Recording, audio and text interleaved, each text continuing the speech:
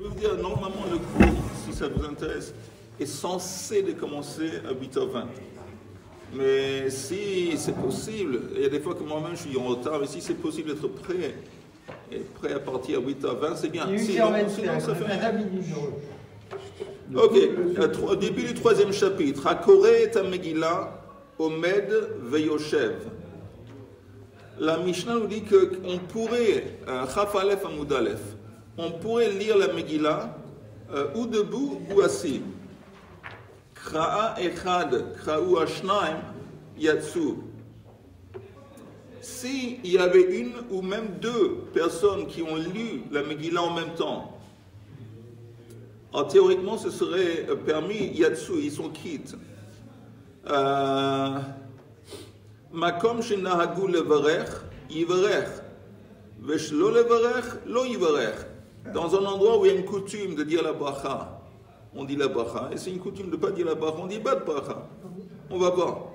Besheni vechamishi, beshabbat bemincha, donc 3 fois par semaine, le lundi, le jeudi et Shabbat l'après-midi, Korin Shlosha. Il y a une lecture de la Torah qui est faite par 3 personnes. Ein pochatin mehen ve'ein mosifin alehen. On doit avoir minimum 3 et maximum 3, pas moins et pas plus. Ve'in maftirin benavi. Et on ne, pendant ces 3, bon, lundi, jeudi et Shabbat, on ne lit pas une haftara du Navi. Apoter ve'achotem batora mevarech lefanea ou leacherea. Plus tard dans la Gemara, on va expliquer qu'est-ce que ça veut dire. Mais ça veut dire apparemment que celui qui commence la lecture de la Torah et celui qui termine la lecture de la Torah, ces deux-là, ils disent une bracha. Ça laisse entendre que si, disons, Shabbat, il y a 7 personnes qui sont appelées, il y a seulement le premier et le 7e qui vont dire une bracha. Apparemment. Berashei chodashim ou bechulo shel moed korin arba'a. Donc quand c'est Rosh Chodesh et quand c'est Chol HaMoed, il y a 4 personnes qui sont appelées à la Torah. Ein pochatin mehen ve'in mosifin alehem, pas moins et pas plus. Ve'in maftirin benavi. Hapoter v'achotem batorah mevarech lefanea ou l'acherea.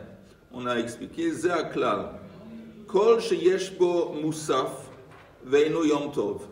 La règle c'est que n'importe quel jour pendant l'année où on prie Moussaf, mais ce n'est pas un jour de fête. Par exemple Rosh Chodesh, par exemple Chol HaMoed, Az Korin Arba'a. Il y a toujours 4 personnes dans un jour où il y a Moussaf, et ce n'est pas un jour de fête, il y a 4 personnes qui lisent. Beyom Tov Chamisha. Tu écoutes ou tu... Yom Tov, un jour de fête, c'est pas 4, c'est 5. Yom Kippourim, Shisha, c'est 6. Shabbat, Shiva. Ein pochatin mehen, aval mosifin alem. Et là, dans ces cas, dans le cas de Shabbat, c'est sûr, dans les autres cas aussi, il me semble, c'est quoi un jour de fête? Ou Yom Kippour, on ne peut pas avoir moins, mais on peut avoir plus. On pourrait rajouter. Des mosifim. Oui. Ein pochatin, on ne peut pas faire moins que 7, disons, Shabbat, on peut faire plus. Ve maftirin benavi, et pendant Yom Tov, Yom Kippour et Shabbat, après il y a une lecture d'un extrait du Navi.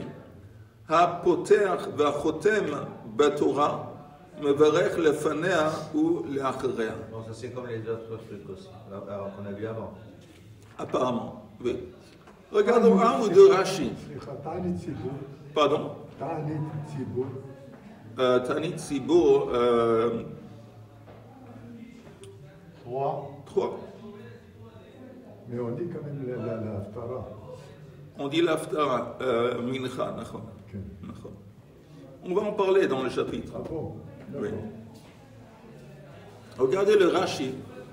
Le titre du Rashi, c'est Besheni ou Bechamishi Beshabbat, Ken Bemincha Beshabbat. Et vous voyez le Rashi. Vous y êtes? Rashi dit Ezra Tiken Sheyu Korin Besheni ou Bechamishi. Alors, cette coutume de lire dans la Beit Knesset chaque semaine, le lundi et le jeudi, a été instituée par Ezra. C'est au temps du retour en Israël, après l'Empire, après la galoute de Perse.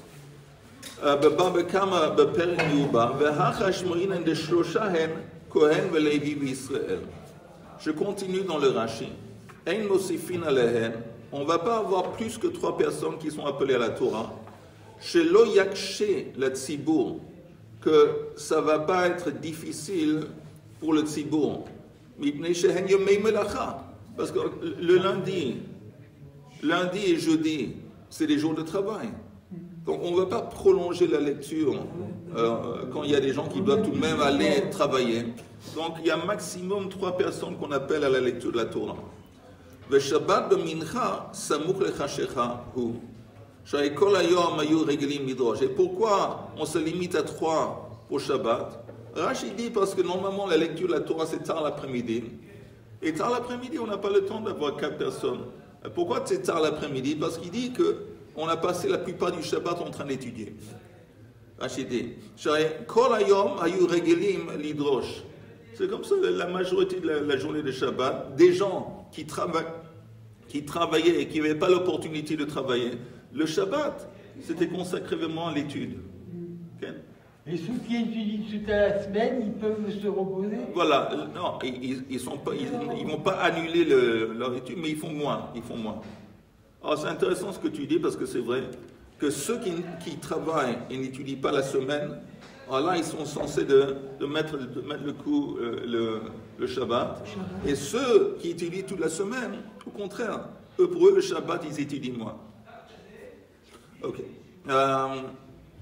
C'est pour ça on ne lit pas le... Attends une seconde, Richard. On a sauté. Oui. C'est pour ça qu'on ne lit pas tout à paracha le lundi et le jeudi, pour permettre aux gens de travailler. Oui. Mais alors pourquoi? Non, toute la paracha, c'est évident que non.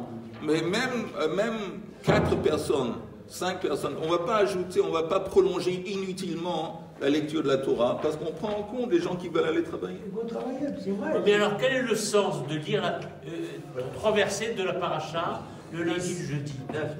Vous ne pas oublier le sens, on va en parler, mais on apprend qu'on ne va pas avoir 3 jours d'affilée sans Torah. 3 jours d'affilée sans Torah, 3 sur une chazaka, et sans Torah, c'est mauvais. Ok. Entre parenthèses. Faites donc. Pourquoi? À cause de ta question. Vous savez que les sages, ils disent que Chevlei Mashiach, c'est une période difficile. Une période difficile, une période dure. Et les sages nous donnent un conseil comment on peut survivre la période du Mashiach, Chevlei Mashiach, en faisant 2 choses. Étudier la Torah et faire des actes de chesed. Quelle est l'idée? Pourquoi ces 2 choses en particulier? Parce que, ça revient un petit peu à ta question, parce que le Chafetz Chaim, il explique que de la même façon que nous, quand on mange la nourriture, ça alimente le corps. Alors il dit, la Torah, ça alimente l'âme. C'est exactement, il dit, le corps a besoin d'énergie. Et l'âme qui se trouve dans nous a aussi besoin d'énergie. L'énergie, c'est à travers... Pourquoi c'est important en particulier pendant Chevlei Mashiach? Parce que pour être sauvé et pour être protégé, tu as besoin d'être branché. Tu as besoin de la protection divine. Protection divine, c'est seulement si tu es branché. Et comment on se branche? À travers la Torah. La Torah, ça fortifie, ça va vitaliser, énergie. On dit... Donner de l'énergie à l'âme et automatiquement, ça veut dire on est branché. Quand on est branché, on est protégé. Ça, c'est 1. Et 2, pourquoi il faut faire des actes de chesed, à part le fait que c'est une mitzvah. Pourquoi en particulier en tant que protection? Parce qu'on sait qu'Akadosh Baruch Hu nous gère à travers Mida Keneged Mida. Ça veut dire, s'il voit que nous, on donne aux autres, nous, on fait du bien aux autres, automatiquement, il va faire du chesed à nous. Si nous on fait du chesed à l'autre, Akadosh Baruch Hu va faire du chesed à nous. Et ça, et donc nous protéger. Alors ça, c'est la raison pour chesed. C'est entre autres. Alors ça, c'est intéressé. Oui, c'est intéressant. C'est mieux de faire qu'on ne soit pas intéressé. C'est mieux, mais tout de même, quand les gens ils ont peur, quand Chevlei Mashiach arrive, alors il y a un conseil, les sages, tu n'as pas besoin d'avoir peur. Tout ce que tu as besoin d'être branché, comment tu es branché? Limud Torah. לעסוק בתורה וגמילות חסדים. Ok, on a fait la Mishnah, on aborde la Gemara. Tana ma she'en ken batora. Ce qu'on a dit au début de la Mishnah, qu'on peut lire la Megillah ou debout ou assis, ça ne s'applique pas à la lecture de la Torah. Menahani mile, d'où est-ce qu'on apprend ça? Amar Rabbi Abba Odamar Kra, ve'ata po amod imadi.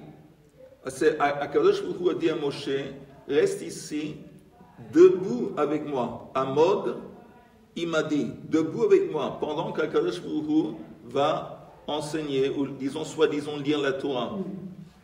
Or de là, on apprend qu'on est obligé, quand il y a une lecture de la Torah, quand celui qui lit la Torah, d'être debout. S'il n'y avait pas un verset qui l'aurait dit explicitement, on ne pourrait pas le dire, on ne pourrait pas se permettre de dire une telle chose. Apparemment, ça laisse entendre que même Akadosh Baruch Hu, il est debout. Parce que c'est écrit dans le verset, Amod, il m'a dit, sois debout avec moi. Ça laisse entendre que même Akadosh Baruch Hu, il est debout. Ve'amar Rabbi Abba, minayn le'Rav, shelo yeshev al gabei mita, ve'yishane le'talmidav al gabei karka. D'où est-ce qu'on apprend qu'un Rav n'aurait pas le droit d'être assis, disons, sur un lit et enseigner à ses talmidim qui sont assis par terre? Ah bon? D'où est-ce qu'on apprend ça? Dommage parce que ça fait longtemps que j'aimerais faire ça. Oui. Vous mettre par terre que moi je suis assis sur un lit. Mais néanmoins c'est écrit, je ne peux pas. Mais la Gemara dit, plutôt Rashi, regardez le Rashi.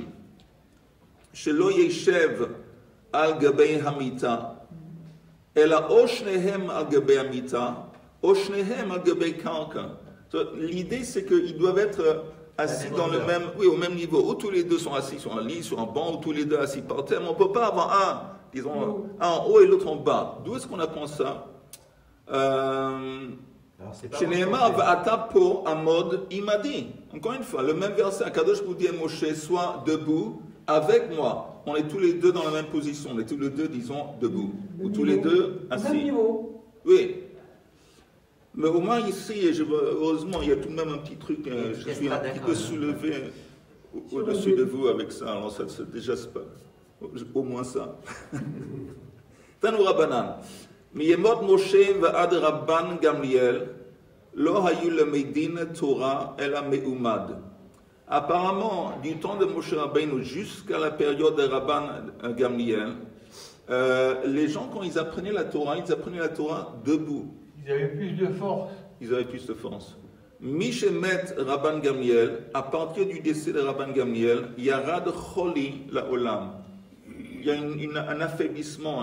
Ici, c'est écrit la maladie, l'affaiblissement est descendu dans le monde. Mais ils ont dit que c'est Yaakov qui a apporté la maladie. C'est lui qui a introduit l'idée de mourir à travers une maladie. On dit que quand on dit à tes souhaits quand quelqu'un éternue, c'était avant, je pense, l'époque de Yaakov Avinu, parce que les gens, ils faisaient Apshi. Ils étaient décédés. Et Yaakov a dit c'est difficile toute cette histoire parce que les gens ne vont pas avoir le temps de se préparer, de faire une sava, de faire, comment on dit sava, préparer un testament. Un testament entre autres. Donc c'est mieux d'avoir une préparation que c'est la maladie. Ok. Vayu le Meidin Torah Miyushav. À partir de Rabban Gamliel, on a la coutume d'apprendre la Torah assis. Et c'est à ça que fait allusion cette phrase qui dit que depuis le décès de Rabban Gamliel, l'honneur de la Torah a été affaibli, a été annulé. Il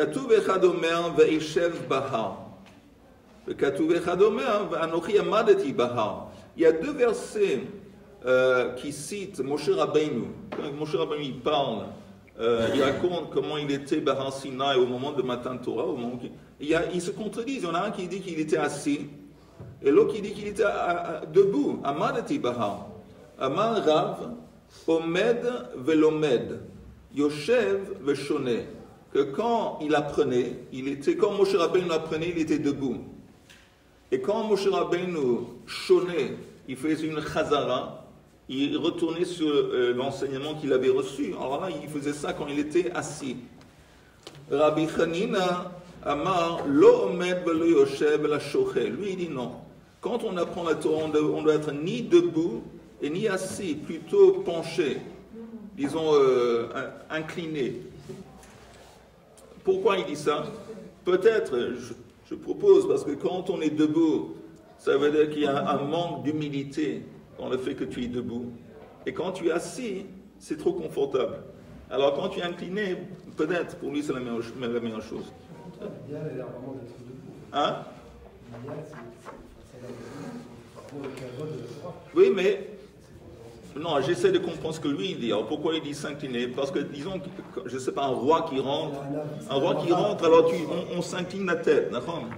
En tant que kavod. Peut-être c'est son idée, peut-être ça fait partie de son idée.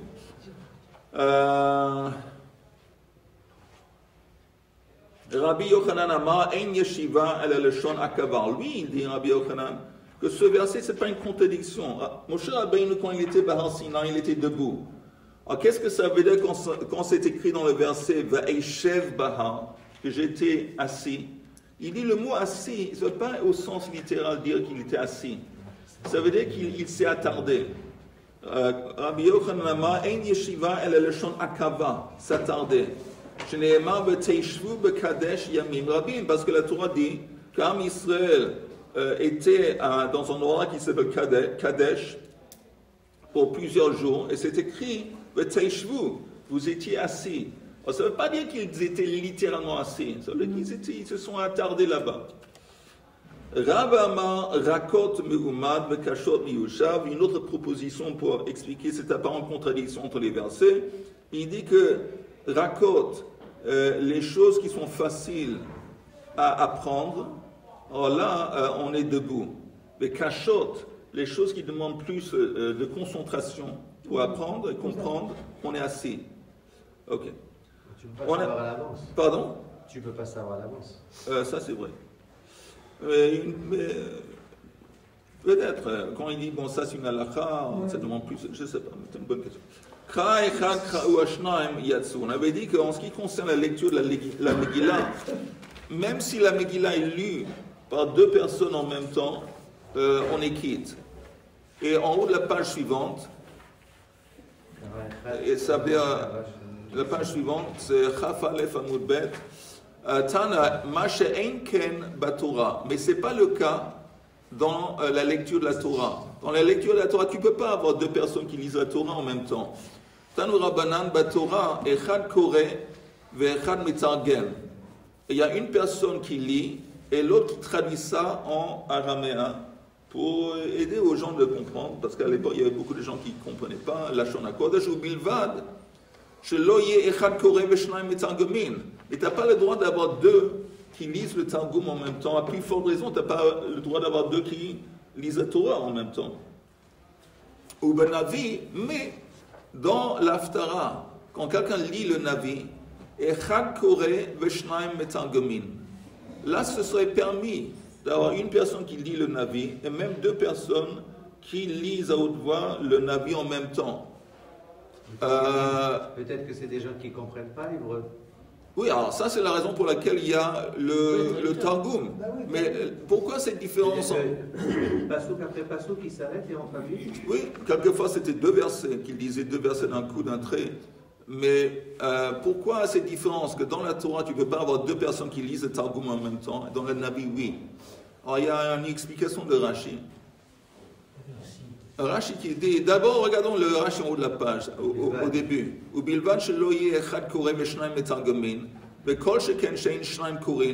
Pourquoi?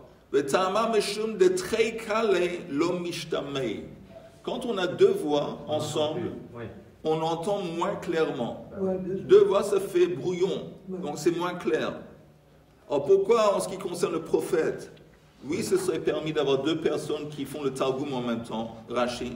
ובנביא אפילו אחד קורא ושניים מתרגמים, שהתרגום אינו אלא להשמיע לנשים ועמי הארץ. Il dit en fin de compte, c'est quoi le but du Targum? Le but du Targum, l'ashmiya Rachidi, c'est d'expliquer le verset aux femmes et aux ignorants, amei haaretz. Parce qu'à l'époque, il n'y avait pas de femmes qui savaient lire, ils n'allaient pas à l'école, les femmes. il y avait une école à Cheder où les garçons allaient, ils apprenaient l'hébreu bien sûr pour pouvoir apprendre la Torah, les filles non.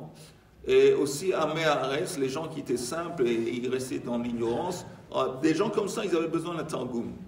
Sheinan makirim beloshon hakodesh, ils ne savent pas l'hébreu.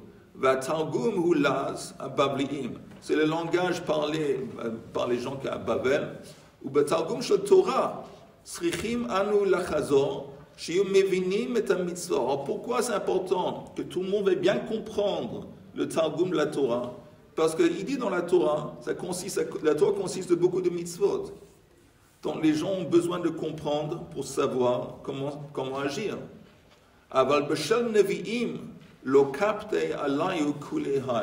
Mais comme le prophète, l'Aftara, René, comme quand on parle du prophète, ce n'est pas une question de mitzvot, c'est simplement une question de moussar, de tochecha. Alors c'était moins important que tout le monde va bien comprendre. Donc si pour une raison ou une autre, deux personnes auraient voulu lire le Targum, comme on dit en français, niche que faire là. Ça fait rien, c'est pas grave. Compris la distinction? Mais il y avait quand même des femmes qui étudiaient la Torah. Oui, Moran, Elia, Boé. Non, mais tu m'apportes des exceptions à la règle. Tu m'exceptes Les filles de Rachi et c'est pas la même chose. Les filles de Rachi. Oui, mais encore une fois, c'est vraiment des brouillas. Mais c'est des exceptions à la règle. La norme, c'est que les femmes, ils n'étaient pas instruites. Et ils étaient instruites à faire la cuisine et à travailler. Avant, c'était la belle époque. Non, est-ce que c'est enregistré tout de suite? Rouria, c'était la fille de Rachid. C'était la femme de Rabbi Meir. Ok. Au sujet des deux personnes, Oui. Autant pour la lecture Megillah, deux personnes peuvent lire La en Megillah. même temps la Megillah. Par contre, pour la Torah, non. Très bien. Mais pour Non, quelle raison? pourquoi c'est très bien? Pourquoi c'est très On n'a bien? pas le droit de lire la Megillah à deux. Oui, oi! On n'a pas le droit. Où est-ce que tu étais? Ça fait une demi-heure qu'on dit que c'est Non, permis. c'est le contraire. Et maintenant tu dis qu'on n'a pas le droit. La Torah, la Megillah, on peut. Oui, d'accord. Alors je pose la Mais question. on a entendu quelque part qu'on peut lire en même temps. Ça a déjà entendu Oui. toi la Megillah? Oui, mais pour quelle raison? T'as raison, ça se fait pas. Mais c'est possible. Maintenant, quelle est la raison pour laquelle il y a cette Alors distinction? voilà. Je vous explique. D'abord, je t'explique. Ce que j'ai appris, Bon, vas-y. ce que j'ai appris, Pas d'explication. c'est que les salles étaient immenses. L'endroit était immense. Il y avait beaucoup de personnes. Il n'y avait pas assez d'acoustique. Donc les gens qui étaient au fond n'entendaient rien. Donc il est normal qu'il y ait des répétiteurs au fond de la salle.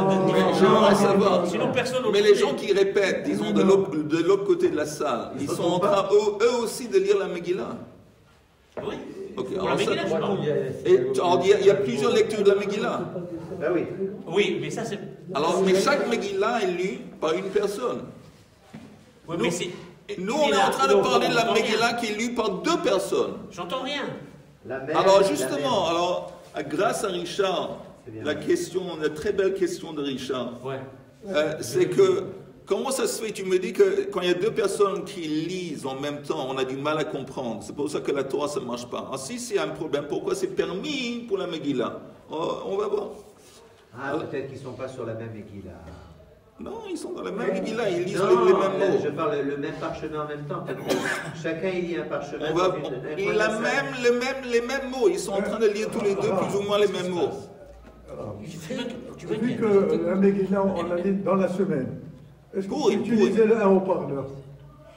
Est-ce qu'on peut lire avec un haut-parleur? Non. Maintenant, ça c'est. Non. Non. Maintenant, regardez les mots de la Gemara. Ou Behallel ou Megillah.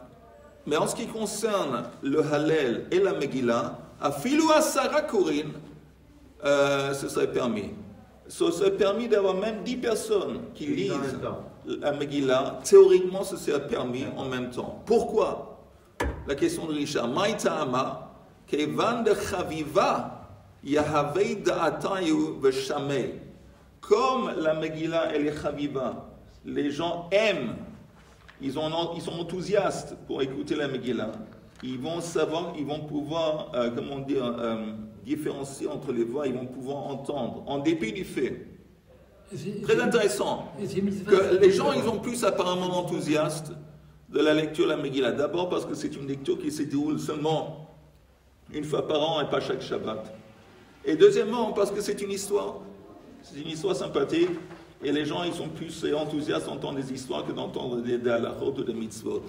Et le fait qu'on est enthousiaste, on est mechabavim, ça veut dire qu'on va prêter plus attention. Et le fait qu'on prête plus attention, même s'il y a plusieurs personnes qui lisent en même temps, on va pouvoir différencier et entendre. Ça, c'est la différence entre la Megillah et la Torah, la lecture de la Torah. C'est intéressant. Oui. On voit aussi ça dans le... Parfois, on prend en compte le fait de dire, bon, en fait, la population, elle est plutôt flemmarde, elle préfère plutôt des choses sympathiques à écouter, alors du coup, c'est qu'en fait, il n'y a pas de complexe à mentionner que le âme, il est comme ça. Oui, je pense que c'est une réflexion de la nature humaine. Tu sais, c'est la nature humaine. Et on voit dans le Hallel, que tout le monde chante. Voilà. Voilà, t'as raison. Et pourtant, on dit Mitzvah Tadir, Velo Tadir, Tadir Kodem. Oh, il a fait. Alors, ça veut dire que quand on. Alors, t'as raison, Chaim. Alors, vis-à-vis de la pratique de mitzvot, quand tu l'as décidé, on voit que le fait que quelque chose se répète, il est Tadir. De Sefarim. Quand oui. De Sefer Torah, il fallait que je sorte Rosh Chodesh. Oui. Et. Alors, d'abord, c'est celui qu'on lit pendant la semaine. Oui. Alors, j'ai fait passer Rosh Chodesh avant. Parce que c'est celui qui est plus, comment on dit en français, Tadir, plus fréquent. La fréquence, ça veut dire que c'est plus important. Donc, ça dit quelque part un peu ce qu'on vient de dire. Non, tu vois, c'est intéressant. C'est ok, c'est plus fréquent, c'est plus important. Mais est-ce que ça veut dire que moi je suis plus enthousiaste? Pas nécessairement, c'est pas la même chose. C'est pas la même chose. Il y a, je sais pas, tu sais, je vais te dire, je sais pas, j'essaie de trouver un exemple. Il y a un cours d'un rave chaque semaine à YouTube, je sais pas quoi. Ah, oui, un cours d'un rave, c'est la Torah, c'est évident que c'est très important. Une fois chaque 4 années, il y a la Coupe du Monde en football. Il y a le truc, comment on appelle les finales. Les finales. Oui, les finales. Alors personne ne va contester ici, je pense que c'est des gens religieux, personne ne va contester que le cours du rave c'est plus important. Et si on lui demande sincèrement, qu'est-ce qui te donne plus d'enthousiasme, c'est la finale du Coupe du Monde, avec beaucoup de gens religieux, je parle. On peut décaler le cours. Alors, on peut décaler le cours. Moi, je ne parle pas de décaler, je parle d'enthousiasme. Même si c'est important. On continue dans la Gemara. On a dit dans la Mishnah vis-à-vis de la Megillah que si la coutume c'est de levarer, de mivachimi, sinon non. Amar Abaye loshanu el alacherea, midiatan. Ça c'est seulement vis-à-vis de la bracha qu'on dit après la Megillah.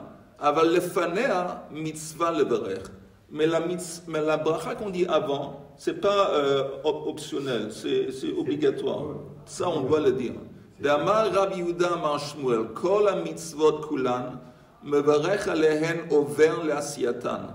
En ce qui concerne toutes les mitzvot, on mevarech alehen, on dit la bracha avant d'entamer la mitzvah. Ça c'est la forme, la structure. D'abord la bracha, après la mitzvah. La Gemara demande, c'est intéressant, d'où vient ce verset. C'est pas vraiment, non, c'est pas un verset, je m'excuse, c'est simplement un enseignement. Je m'excuse. La Gemara demande, Mai mashma de hay over lishne de akdumehu. Comment tu sais que, quand on dit, kol ha-mitzvot kulam mevarech alehen over la siyatan, comment tu sais que le mot over, ça veut dire précéder, avant? Comment on apprend que le mot over la siyatan, ça veut dire le mot. Alors non, ici on dit over. Ça veut dire que ça précède l'acte. Eh bien avant, c'est passé. C'est avant, oui, c'est avant. Mais c'est comment la Gemara demande, on va voir la réponse. Amar Rab Nachman bar Yitzchak Amar Kra. Ce serait plus logique de dire Magdim qu'Over. Over, on a toujours entendu l'impression que c'est après. Pourquoi justement on utilise le mot Over? Magdim, on sait que c'est avant, il n'y a pas de problème. Il y a un verset qui dit Vayaratz achimatz. Il y a un verset qui parle de rescapés d'une bataille qui vont aller apporter un message au roi. Et c'est écrit qu'il y avait Ahimaaz qui courait vite, derrière Hakika à travers la cour de la place de la ville, et il a ouvert. Il a devancé, il a passé devant le couchi. Il y avait un noir aussi, un chalier qui était noir. Donc là, on voit que le mot il y a avant, ça veut dire dépasser, ça veut dire venir avant, arriver avant. Abaya Amar Mehacha, Abaya apporte une autre source pour dire la même chose. Vehu avar lifnehem. Alors, il est passé devant eux, encore une fois, ça veut dire qu'il était avant. Vehi baitahem, si tu veux une autre source, Mehacha, Viavor malkam lifnehem, V'Hashem berosham, que quand ils sont sortis, quand ils ont commencé à marcher, le roi était devant eux et Hachem était à la tête. Quand on dit le roi, V'Ya'avor malkam lifnehem, on voit bien que le roi, il est avant. Il est passé devant. Il est passé devant. Il est avant. C'est le premier. Berosham le fanea. Ok. Alors, la Gemara demande, le fanea, maïmevra, quelle est la bracha qu'on dit avant? Rav Sheishet mikartazia, itla le kameh de Rav Ashi. Ce Rav Sheishet, de la ville de Carthage, il était de passage dans la yeshiva de Rav Ashi pendant Purim, ve barich manach leachrea. Manach, c'est, regardez le Rashi. Al mikra Megillah, ve she'asa nisim, le même c'est Megillah, nun c'est nisim, ve shechianu, le chet, apparemment c'est à faire allusion à shechianu. Donc il disait 3 brachot. מה מברך? ברוך אתה השם אלוקינו מלך העולם, הרב את ריבנו, והדן את דיננו, והנוקם את נקמתנו, והנפרע לנו מצרינו, והמשלם גמול לכל אויבי נפשנו, ברוך אתה השם הנפרע לישראל מכל צריהם. C'est celui qui... C'est intéressant parce que... Oui, on va voir. Rabbi Amar Hakel HaMoshiach. Il dit non, on doit dire Hakel HaMoshiach. Et Rabbi conclut en disant... Hilkar, donc, Nimrineu le Tarvayu, on va faire la synthèse de ces 2 brachot, on va les mettre ensemble. Baruch ata Hashem, hanifra l'Israël mikol tsarehem, Hakel HaMoshiach. Quelle est la différence en fin de compte? Que celui qui dit Hakel HaMoshiach, il met en relief le sujet, la bracha c'est vraiment Akadosh Baruch Hu. Hakel HaMoshiach. C'est Akadosh Baruch Hu, il est tellement puissant, c'est lui qui est responsable de la délivrance, de la Yeshua. Tandis que la première bracha, elle cible la défaite des ennemis. Que Akadosh Baruch Hu, il est Anifra, l'Israël mikol tsarehem. On parle plutôt de l'effet de l'acte d'Akadosh Baruch Hu. Un, ça décrit Akadosh Baruch Hu, Hakel HaMoshiach. Et l'autre, on parle comment il est Moshiach, parce qu'il nous délivre, il nous anéantit nos ennemis. Il nous sauve de nos ennemis. Ok. Basheni ou bechamishi beshabbat bemincha korin shlosha. On avait dit dans la Mishnah qu'il y a la coutumée. René, tu es fatigué aujourd'hui. Qu'est-ce qui s'est passé? Tu n'as pas pris un café ce matin? Je me lève le matin très très tôt pour la prière. Ouais. Mais tu fais pas ça chaque matin? Ouais. Mais chaque matin, tu ne dors pas. Alors, qu'est-ce qui se passe ce matin? C'est l'âge. Ok, on continue. On continue.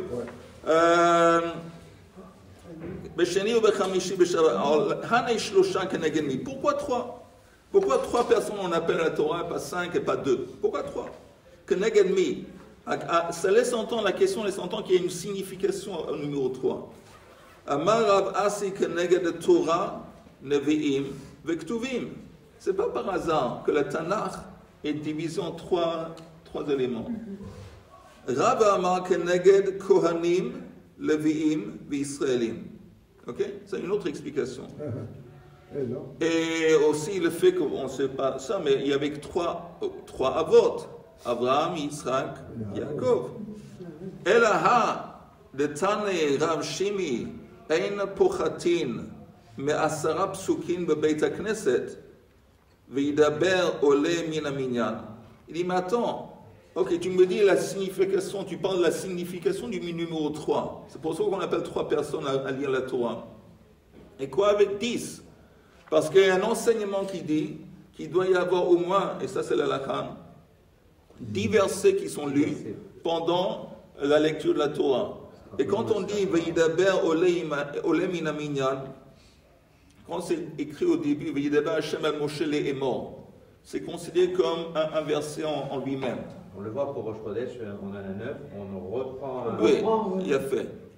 Alors la Gemara dit, ok, alors tu m'as parlé de 3. On voit qu'il y a apparemment une signification avec le numéro 10. Parce que la halakha, elle prête attention, il faut qu'on lit 10. Alors pourquoi 10? Hane Asara Keneged Mi, ça correspond à qui? Amar Rabbi Yoshua ben Nevi, Keneged Asara Batlanin, chez Bebeit HaKnesset. Ça correspond, on avait parlé de ça avant. Il y a 10 personnes qui sont censées dans une ville être disponibles, ils ne travaillent pas, ils sont même payés par les habitants de la ville pour ne pas travailler. Et pour faire un minyan, pour compléter un minyan, on avait dit qu'Akadosh Baruch Hu se met en colère quand il y a une Beit Knesset dans laquelle il n'y a pas un minyan. Ou ils sont là pour compléter, ils disent Kaddish. Voilà. Rav Yosef Amar, que ça correspond à quelque chose d'autre, que Neged Aseret Adibrot, aux 10 commandements, Sheneemru le Moshe Besinai.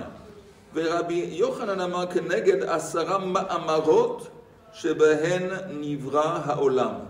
Lui, il dit, Rabbi Yochanan, ça correspond aux 3 paroles divines par lesquelles le monde a été créé. Vous entendez? Reste ici, c'est très important. Dis-lui de... À cette époque, il risquait de ne pas avoir 10 personnes. Oui, c'est possible qu'il y avait des gens qui étaient dans les champs. Les gens, ils étaient dans les champs en train de travailler et ils se sont levés très tôt. Il y avait des personnes dans la Beit Knesset, dans la ville, c'est possible. C'est quoi ce qui est entre parenthèses, tu l'as pas lu? Non, parce que c'est en parenthèse. Normalement, si les parenthèses sont rondes, quand ils sont rondes, alors pourquoi c'est écrit?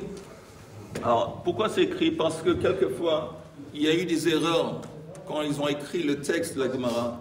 Et c'est un principe, on n'enlève pas des mots du texte. Parce qu'on a peur que si on commence à enlever des mots, on risque d'enlever des mots par erreur. Alors, s'il y a quelque chose qui apparemment c'est une erreur, on le met en parenthèse. Alors, si c'est une parenthèse en carré, on le lit. Si c'est une parenthèse ronde, on ne lit pas. La parenthèse carrée, ça veut dire quoi? Ça veut dire qu'on a pensé que c'est une erreur, mais ce n'est pas une erreur.